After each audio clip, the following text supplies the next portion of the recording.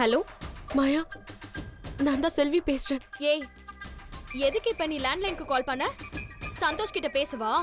ஐயோ இல்ல மாயா, நான் உன்கிட்ட பேசதான் கால் பண்ணேன். ஏய், எனக்கும் உனக்கும் நடுவுல பேசுறதுக்கு என்னடி இருக்கு? ஐயோ மாயா, எனக்கு கொஞ்சம் பேச விடுறியா? என்ன சொல்ல வந்தியோ அதை சொல்லி தொலை. அன்னைக்கு சத்தியமா அஸ்வந்த்க்கு அடிபட்டதுனாலதான் நான் உன் வீட்டுக்குள்ளேயே வந்தேன். சத்தியமா சொல்றேன் மாயா, திரும்பவும் சந்தோஷ பார்க்கணும்னு உன் வாழ்க்கையில குறுக்கிடணுங்கிற எண்ணமும் எனக்கு சுத்தமா இல்ல. இனிமே உன் வீட்டு பக்கமோ உன் வாழ்க்கையிலயும் நான் நிச்சயமா குறுக்க வரமாட்டேன். ஆனா நான் சொல்றேன்னு தப்பா எடுத்துக்காத. தயவு செஞ்சு உன் கோவத்தெல்லாம் விட்டுரு. அன்பால சாதிக்க முடியாதது எதுவுமே கிடையாது. சந்தோஷோட வாழ்க்கைக்கு நீ ஒருத்தி போதும் மாயா. குழந்தையும் சந்தோஷையும் நீ வாழ்க்கை ஃபுல்லா அன்பா பாத்துப்பேங்கிற தைரியத்துலதான் நான் போனேன்.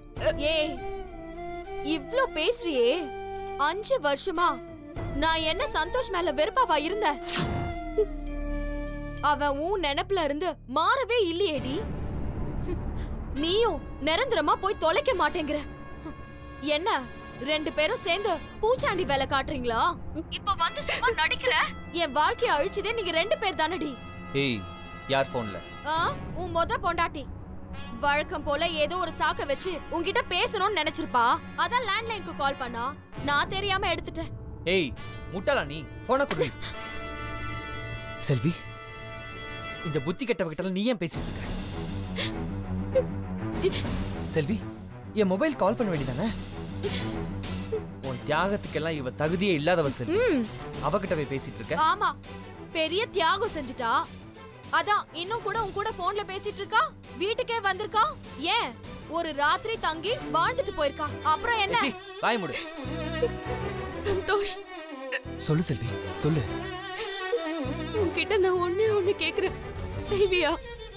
சொல்லு செல்வி, நான் என்ன செய்யணும்? மாயா ஏதோ கோவத்துலதான் உன்கிட்ட இப்படி எல்லாம் பேசுறா. அவளை தயவு செஞ்சு எனக்காக மன்னிச்சு ஏத்துக்கோ சந்தோஷ்.